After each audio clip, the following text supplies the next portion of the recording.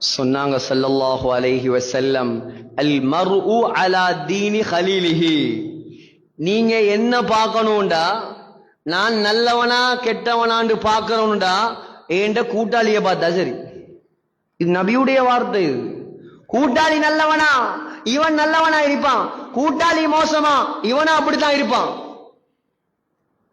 ஆகையால கூட்டாளிமார் நல்லவர்களை தேர்ந்தெடுங்க, நல்லவனோட சேருங்க, ஈமான்தாரியோட சேருங்க, அமல் செய்யறவனோட சேருங்க, தக்வா உள்ளவனோட சேருங்க.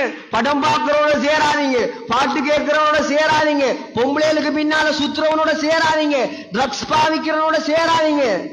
சேர்ந்தா ஒன்று நீங்க அவனை திருத்துவீங்க, இல்லாட்டி நீங்களும் தூள்காரனா மாறுவீங்க. ரெண்டுல ஒன்று நடக்கும். உங்களோட ஈமான், உங்களோட அமல், உங்களோட தக்வா பாதுகாக்கப்படணுமா? எப்ப பார்த்தாலும் உங்களோட தொடர்பு நல்லவர்களோட மட்டும்தான் இருக்கணும், நல்லவங்களோட இருக்கணும். அப்பதான் நான் நல்லவனா மாறலாம். உஹிப்புஸ் ஸாலிஹீன வலஸ்து மின்ஹும். ஒரு மிகப்பெரிய இமாம் சொல்கிறார், நான் பாவிதான், ஆனா நல்லவர்களை நான் நேசிக்கிறேன்.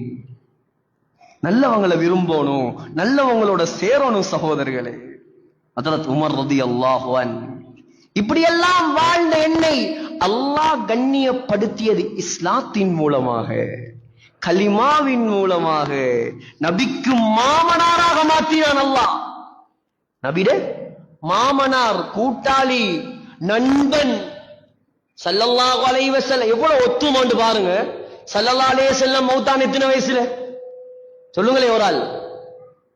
63.